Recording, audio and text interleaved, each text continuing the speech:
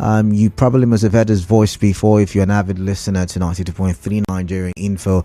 I'm talking about Njoku Nkwachukwu, who is the chairman of the Chartered Institute of Bankers, Rivers State. Welcome on the show once again. It's good to have you. Thank you, Mr. Kalada. Good afternoon, listeners. Okay. So you must have seen the report yourself talking about how banks are enabling the ransom business. Now, let's read from the Punch quickly. It says, security experts have accused commercial banks of encouraging the kidnapping epidemic in the country as some ransoms are paid into bank accounts.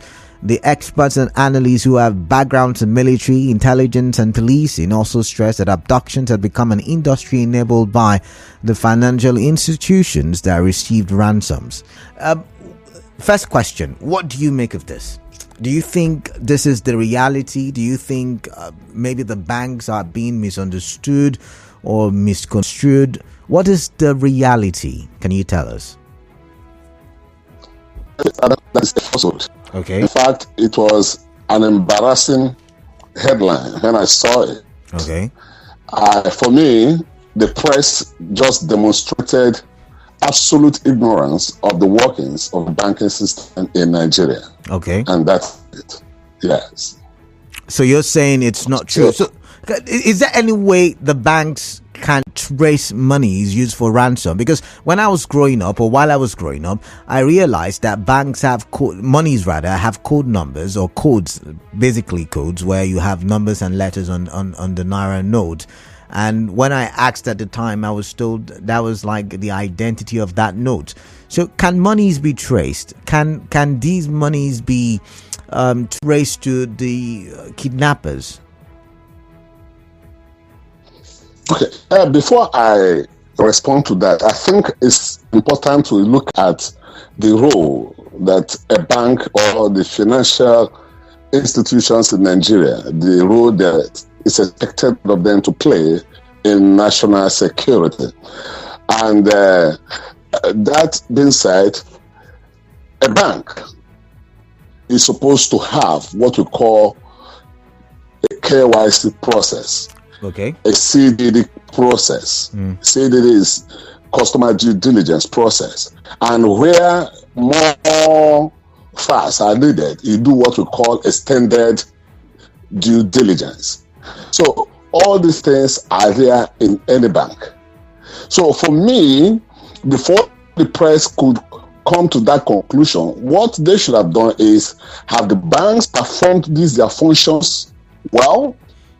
Has any bank faltered in the provision of adequate KYC documents for a particular customer?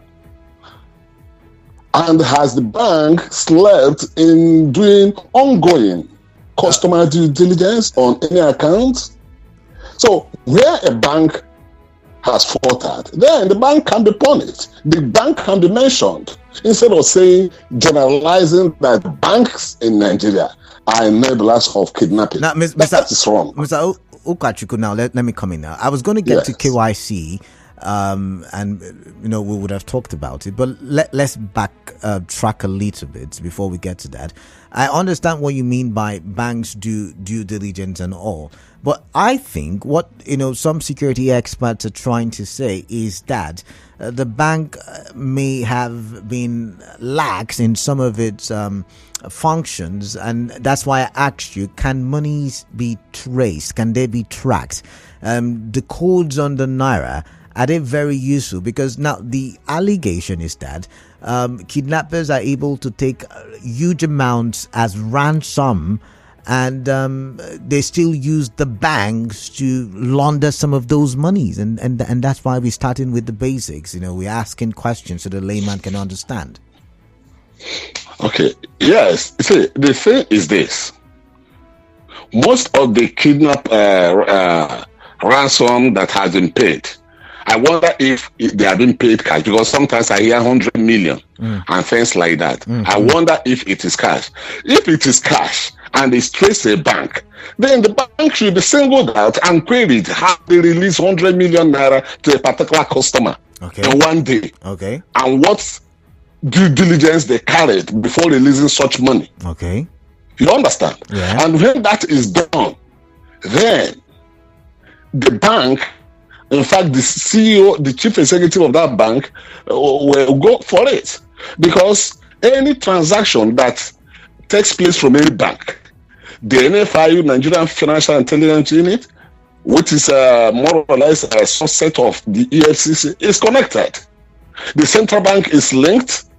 Some other security agencies are linked. So they will see the transaction flow. Where a transaction that exceeds a certain threshold has occurred in a particular account, what we call STR, suspicious transaction report, will be filed, must be filed within a specific period by that particular bank. And where the bank fails to file it, the bank will be penalized. So when the banks file this report, what are the security agencies doing with them? The security agencies must act on these reports, the data that is being provided by banks. That is the only way to track this thing. Because I don't think that the 100 million or 200 million they are quoting sometimes is cash.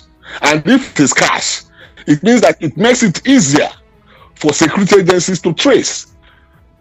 That's just it. Okay. Now, so where a bank fails, let's assume it's cash, 100 million in cash.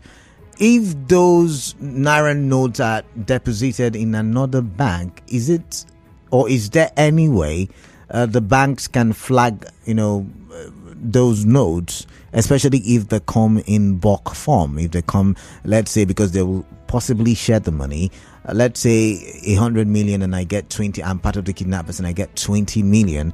If I should go deposit it, can that money be traced to the kidnapper or the kidnapped den? I'm wondering, I'm asking. The Central Bank of Nigeria, the CBN, may have data to track the numbers that has gone to each bank. Okay. Do you understand? Yeah. The CBN will have that. So if you go to the CBN and you bring a particular currency, the CBN can go to their record and tell you that this cash was taken to so bank. So that is it. So if a kidnapper is arrested, for instance, and certain notes are found with him, it can be traced. But you can't do that from the commercial banks. You have to go to the CBN. It is from the CBN that information will be unveiled. Then from there, the CBN will now tell you the bank to go. Then when you now go to the bank will now trace the customer where 100 million was withdrawn on the 22nd or 23rd of January 2024. That is it. Okay. But I tell you that if any customer withdraws a certain amount that is above a particular threshold, there is a department in the bank that will report it. And it must be reported. And where they fail or now decide to be intentional in colluding with kidnappers and the criminals, then the officers in charge will go in for it. Now, because Go ahead. Because yes, because the bankers committee have the front against the front at unethical practices, and they are serious with it. So any bank that an officer has been identified as colluding with criminals or to destroy the security architecture in Nigeria, that officer must go in for it. Okay. That is it. Okay. Now, I remember our very first conversation on radio. We talked about fraud and how banks were enablers, to the fraudulent activities. Because I remember you were the one who mentioned and said some people working for some of these banks are insiders helping the fraudsters and giving them information and data. Let's come back now to the security situation. Now, some of the security experts are saying that sometimes ransoms are paid via bank accounts. Now, you've mentioned Know Your Customer, that's KYC. And you also mentioned CDD, which I'm not even very familiar with, which is, you said something about due diligence, right?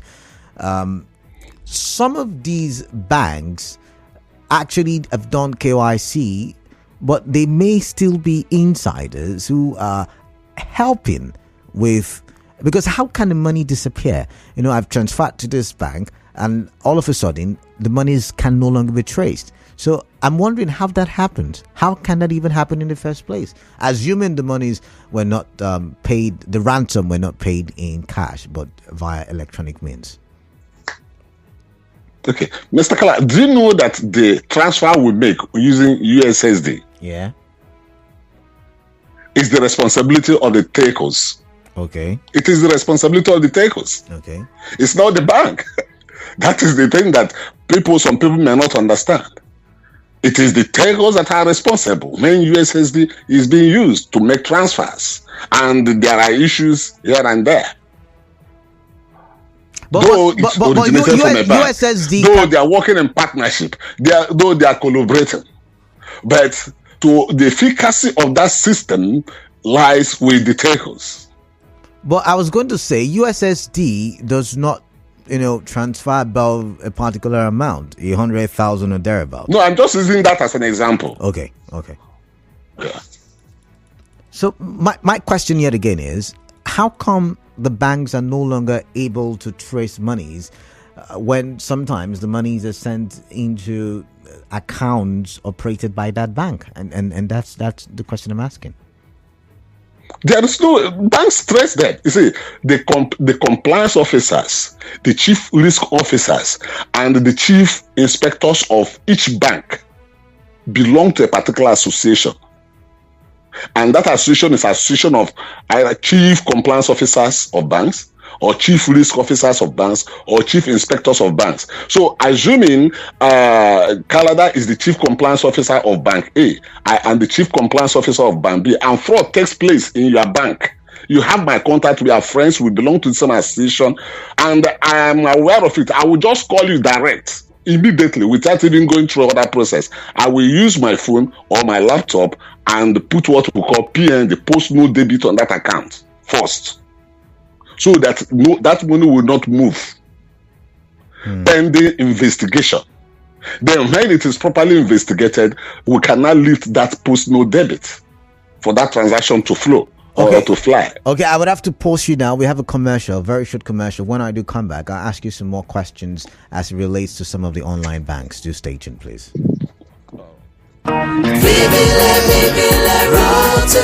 Registration has commenced for the 13th edition of Rotary Club of Trans Amadi Spelling Bee competition for schools in River State with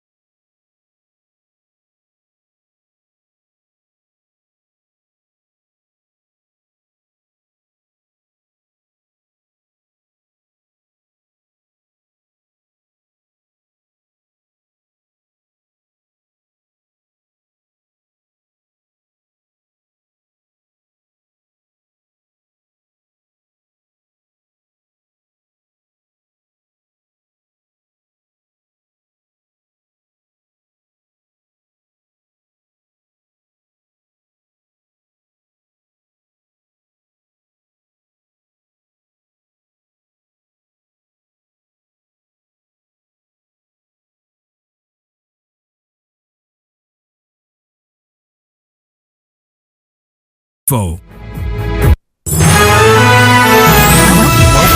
back to Hard Facts.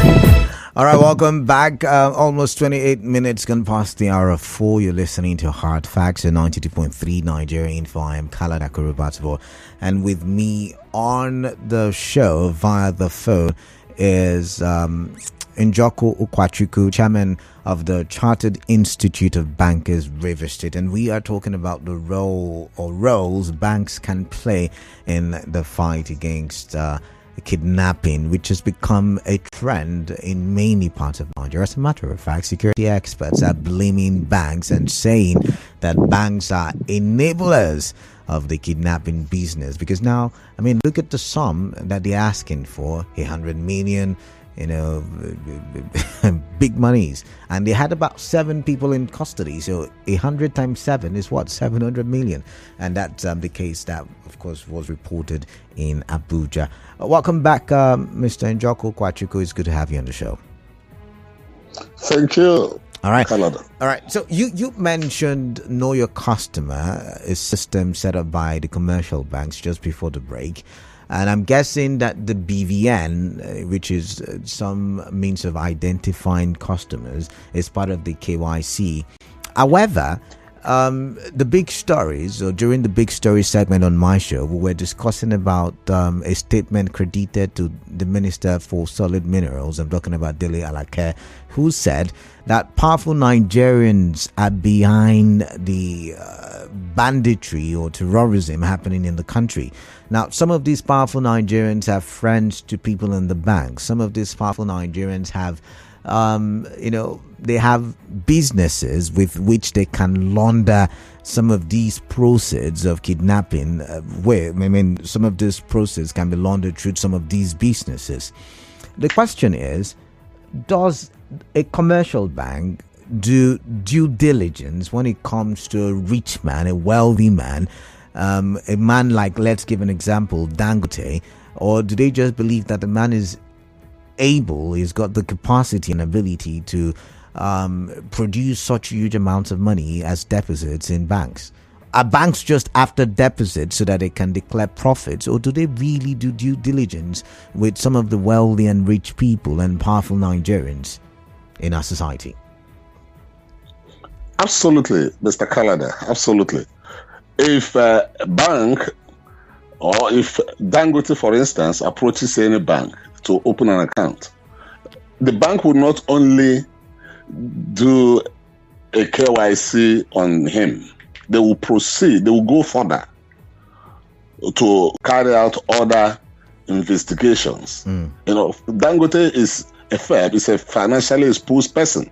To an extent too, you can also classify him as a politically exposed person. So there are some other documentations that will be done by the bank, and where a bank opens account for him without doing them, then that bank has faltered.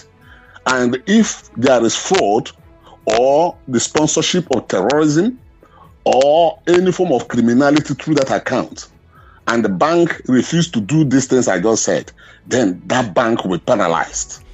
And to an extent, the officers, the top officers in that bank will be penalized. But in this case in Nigeria, the banks do them and send the reports to the relevant agencies.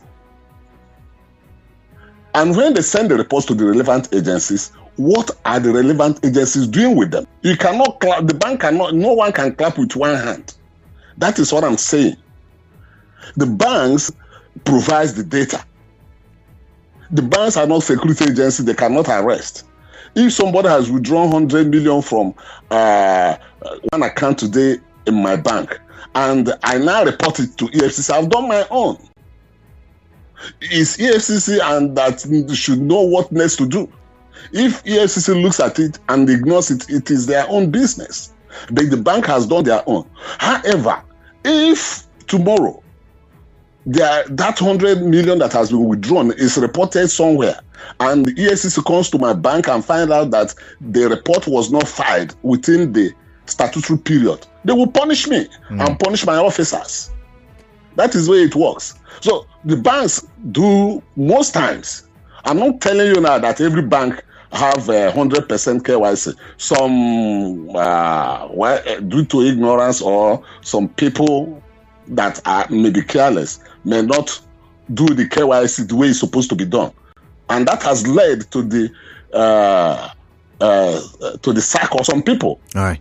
In the banking system. Okay. Where you are supposed to do KYC and they have not done it properly, and anything happens there, the person is gone out of the system. All right. Now, look at the question again. So Dangote already has an account and brings in 700 million or 700 billion or whatever. Is he questioned? Because I'm of the understanding that for you to, like you've also said, for you to deposit or withdraw certain amounts of money, even if you're not stopped, certain messages are sent to relevant agencies like the FCC, like the CBN, like the DSS. So if Dangote, for instance, yet again, comes and is depositing such amounts of money, do we, even politicians, do we have those flagged?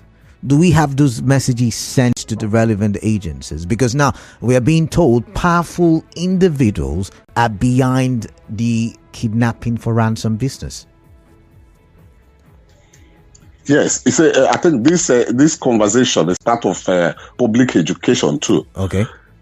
For somebody like Dangote, or let me say an account that has been in existence, that has been doing well, and suddenly billions hit the account, the bank, through the account officer and the branch manager or leader, will carry out what we call continuous due diligence. It's no more because KYC has been done. KYC is for present customers that are current or that you want to onboard. Do you understand? Yeah. So why CDD, which is customer due diligence, is ongoing.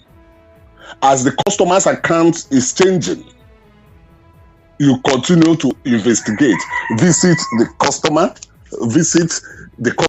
business area, visit the customer's office, visit the customer's workshop, and ask for certain documents like business arrangement, business agreements, and things like that. So that is where CDD comes, because it's ongoing. It has no limit. Do you think where you are not comfortable, you go back to your compliance department to carry out what we call extended due diligence.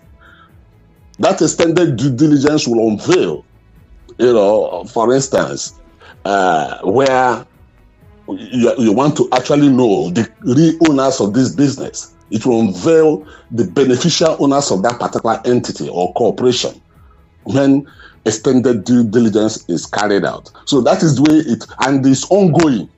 It's ongoing as the business of the customer is changing. You continue to do those things. But now, do you think commercial banks really focus on this? CDD and KYC. Do you think they really do, or they are just much more focused on getting these amounts in their bank? Getting these amounts, in accounts operated by the banks, and not necessarily about, who really, if not, why do we have politicians stealing from our coffers, and we get to hear all about this when EFCC is investigating? Why do we get to hear people collecting government funds, and only when maybe a foreign bank or a foreign agency or another country tells us about it, we're able to know that monies were stolen? These are some of the issues I'm trying to raise. Yes, Canada. You see, as I said, the bank is not to disclose the transaction of a customer to the public, or to, when you see a suspicious transaction, you go to the press. The bank goes and picks the data and reports. So when they have done theirs, that is it.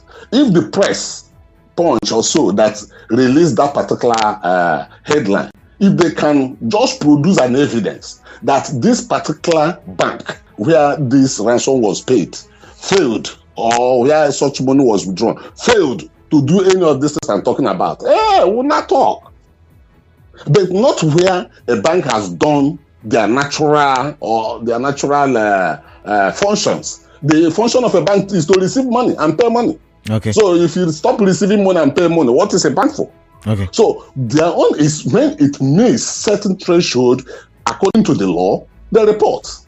So it is now for the users of that data that has been reported or that has been sent to make use of it, to act promptly and not politicize the process. Okay. Now, yes. What roles can banks play in the fight against kidnapping? Let's limit it to River State. Now, let's say I am kidnapped, right? And they're asking for what? I don't know how much I'm worth, but they're asking for money. And you're laughing. They're asking for money, and ransom is to be paid. What roles can the banks I use or the banks these kidnappers use play in ensuring my safe release and ensuring that I don't pay ransom? By the way, there is a law against payment of ransom. I should mention that. So what roles can the banks play in ensuring that the right things are done? I know that if a bank officer knows that this money is for ransom, there will be a PNG on that account. Okay. What I can say is that people that pay ransom, what they do is to pick the money from various sources. For instance, if the limit Canada can withdraw from his account on a day is 10 million. They will go and withdraw 9 million and go to some other 10 people and do the same and gather the money and maybe to go and pay. Something like that. But if it's by transfer, the bank he can stay in your office and make the transfer. He can increase your limit. He can go to your bank and say, increase my limit to 100 million. And as long as he has signed, the bank will give you a document he signed. The bank has no problem. Anytime you want to hit your account with 100 million, it will just go. The bank wouldn't even know. All they will know is when the branch is checking their cabal, they will know, oh, this customer's account has dropped by 100 million. So they wouldn't know that you used it for ransom. Because you came, if they, for instance, they kidnapped your brother, or somebody they will not kidnap you, they will not kidnap your brother. They kidnap somebody and you want to pay ransom through transfer. You not go to bank and say, I want to increase my limit to 100 million because I want to pay ransom. You will not do that. You just tell them that something you want to do 100 million. And when you do it, the bank wouldn't know it's ransom. But it brings us back to CDD, customers due diligence. And that's why I asked the question. I mean, if you say banks do it and banks should ask these questions, and then you ask a customer and the customer is not telling the truth, how are you able to confirm that he's not telling the truth or he's telling the truth? I mean, these are the issues. No, there are two things here around Canada. When you are receiving, it's a different case. But when you already have the money in your account and you are paying, the bank doesn't bother much. It's only your account officer that will tell you that, please, sir, leave the money now, leave it with me. And when you say, no, I want to use it for something, you use your money. But where the bank's eyes, where the officer's eyes, the controllers, inspectors, compliance officers, where their eyes open wide is when their bank, their system receive the money. If Canada has been operating with Bank A for the past 5 years, and for the past 5 years, that account has not experienced 1 million naira deposit, and suddenly 100 million naira hit that account, it will be freezed immediately in a serious bank. And where it's not freezed, where that account is not frozen, and that money moves, that bank may be culpable. Okay. Do you understand? Yeah, I do. Yes, because naturally it should freeze. In fact, the bank should have a system where if such a thing happens, it will alert the control officer that there is account that has received a suspicious transaction. Okay. BVN now, right? BVN comes with numbers, right? The banks made it possible or impossible for you to have a BVN that is not linked to a mobile number. As a matter of fact, our accounts are linked to a mobile number, so that we can be able to make transactions happen. Also, some of the banks have apps, right, that we users download and log into. Can't we use all of these features to trace people who are receiving huge amounts of money? Or even if they're not receiving money, let's say the kidnapper is calling the families of the victim. Can we not use that number now and link it to the BVN and try to find the details of the people and maybe arrest them? Maybe I feel like these are some of the things that we can use or we can apply to be able to catch criminals who are not helping us in the society, so to say. Canada, sorry. I can bet you that information is available in the system. Okay. I can assure you that. Okay. That information is available. But when it's made available to security agencies, what do they do with it? So you're blaming the security agencies and other agencies who are not doing their work and not the banks. Let me get you clearly. That is it. The banks, if they see any bank that has not done their part, they should expose the bank with evidence. I'm just telling you the truth. Okay. There's no way a bank will enable kidnapping or criminality because they are the first defense against the financing of terrorism, kidnapping, and all that is the financial institution of any nation. But they are the first defense. So if that defense is broken or destroyed, then what are we in for? So banks originally from the beginning do that. But when they do it, what are the security agencies doing with the information? The banks are not arrested. They are not to go to the air to announce it. But if any security agency will tell you that, oh, this happened in Social Bank because KYC was not done, or because CDD was not done, or extended due diligence, we cannot talk. Okay. All right. So you're saying that these information or pieces of information have been given to security agencies, the EFCC, ICPC, and yet they're not acting on it. I mean, that's a very heavy allegation. But let's come to online banks now. Are online banks also going through the same scrutiny as some of the commercial? I don't know if I should call them commercial banks as well, but are they also going through some of the extensive scrutiny that banks that you're in charge of or that you're the chairman of, do they, I don't know if you get the question I'm trying to ask you now. Go ahead, I'm following. I'm saying online banks now, do they go through the rigorous scrutiny that commercial banks go through? Is the central bank that gave them license that will answer that. Okay. You understand? It's the central bank that will answer that.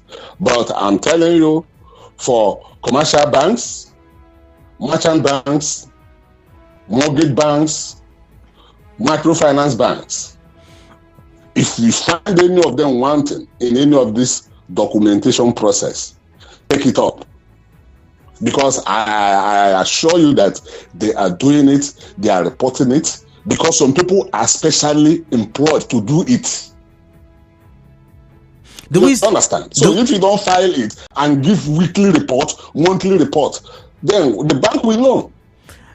Mr. Njoku, Nkwachukwu. Yes. There are banks who still have customers who are yet to register their BVN, true or false? Because we saw a report like that not too long ago. Is that also not part of the KYC? And could it also be a pointer to the laxity in the banking system or the banking structure? If money enters such account and they pull it easily, the bank should be dealt with. Any bank that does not have BVN and 10 million enters into the account and is being transferred, then that bank should be penalized. Do you understand? They slept.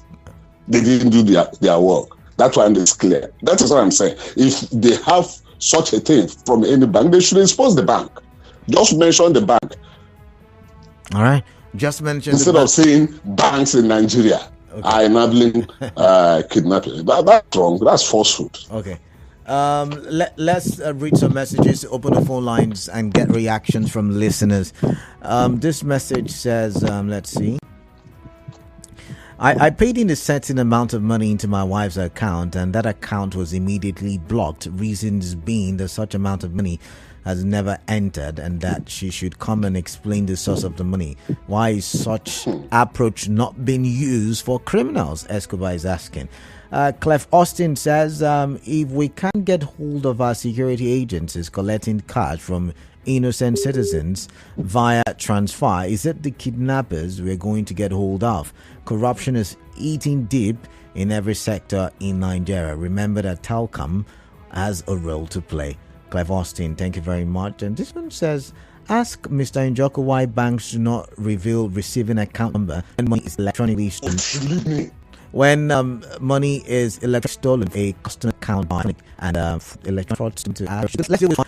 Somebody's asking, why do we not have banks reveal account number and money is stolen electronically? Because through electric means. Can you explain that?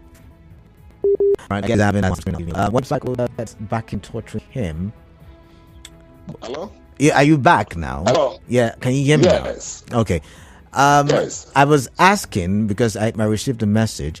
When someone steals from an account through electronic means, why is it that the bank account that receives the money is not made obvious? It's not revealed in the text messages and whatever system of notification used by banks?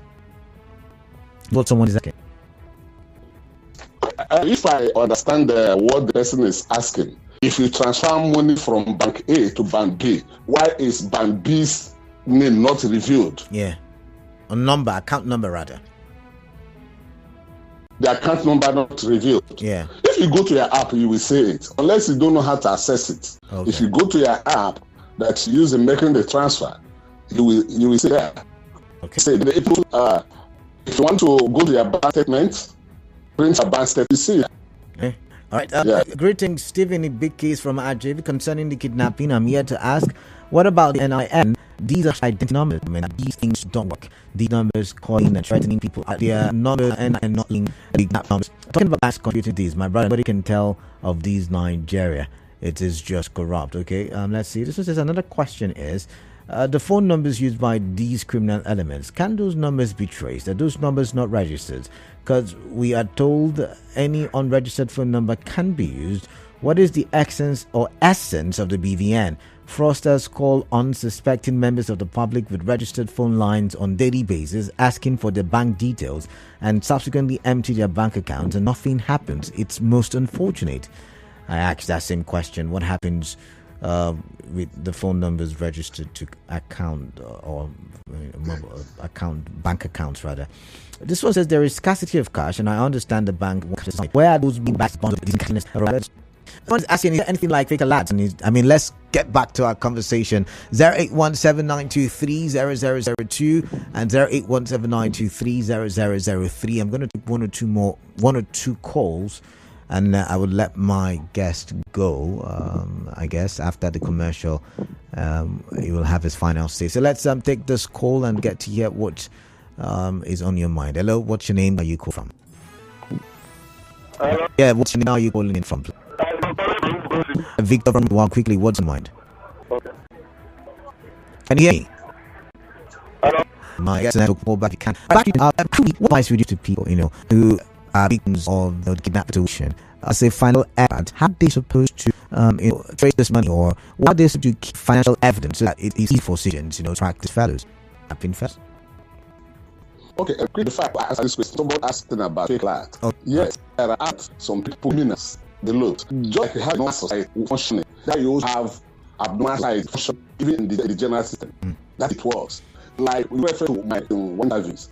These people to succeed, they did all the inside. So they will kill somebody and present a normal person inside. It's only God that knows that person is looking for cancer. Or maybe something happens straight to him. Happens, those things happen. So come to what he just said now. The only thing I advise people is one. What one is up to die. That's the essence of ransom will pay. If I heard that somebody mother of something is kidnapped, the person they can listen with whom as a human so the people can release them. It is he will have one trial to money pay for not now pay for ransom. We have a measure. We have a culture. We'll come back to this chase. Jerry, after this, you wake up of your bed, of the back.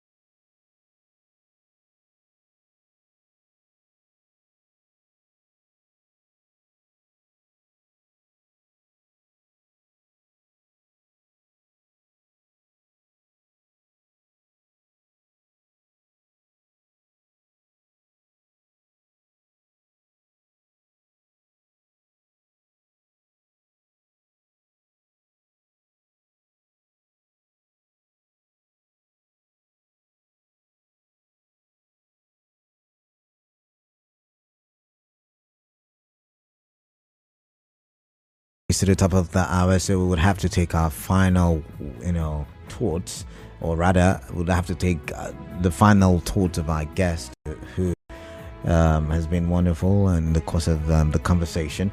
But before I do take his final words, there's a message here, and it's a very interesting one. It's a very interesting one. I was defrauded of 500,000 naira through my online account, and I reported to my bank and the EFCC. Then, after a year, they did nothing about it and even told me they won't reveal the account details of the receiving account. Nothing happened about the money after 2 years, so I let it go. Nigerian system is funny, Tanye. And if it can happen to Tanye, don't you think it can happen to the victims of kidnappers? I'm wondering. But hey, let's have your final say, please. Okay. In that case, the person should go to the customers complaint department of the central bank. Just opposite, if the person is in Port Harcourt, opposite the state secretary there and report. If you go to your bank and you are frustrated, you go to police, go there and report. Write, though there are some other things you may do, write officially to the bank first, and they must acknowledge it, then attach that acknowledgement copy to another letter you send to the customers complaints department of the central bank. Then they will take it off from there. They will not ignore your letter. So that is it. Then finally, before you do finally, okay. Someone says I should ask you, do you know that bank staff are informing kidnappers of the amount of money in some customers' account? Is that a reality? Is that something you think is happening? As I said, it may happen. Do you understand? Yeah. Like the point said is kidnapping industry. That means for them to even call the thing an industry, it means that they have actually profiled it. Such a thing is not supposed to be called an industry in the first place. So for them to call it an industry, it means that it's organized. And if they organize, they may have some people representing them in the formal system. Okay. That cannot. Do you understand what I'm saying? It's possible. Yeah. Like other forms of criminals too. They may have representatives that will pretend to be normal persons in the system. Okay. Unless they are being properly, if something happens and it's traced to them. Okay. So that is just it. Okay. So your final words, please. My time is up. Yes. So the thing is, let us continue to pray, and also the security agencies should do their work. The data supplied by banks, they should work with them and work with them promptly to help in curtailing this menace in the system. Thank you. All right. Thank you very much, Mr. Njoku Nkwachukwu, who is the chairman, the Chartered Institute of Bankers, River State Chapter. And thank you very much for your time. You're welcome. All right, then. The news update up next.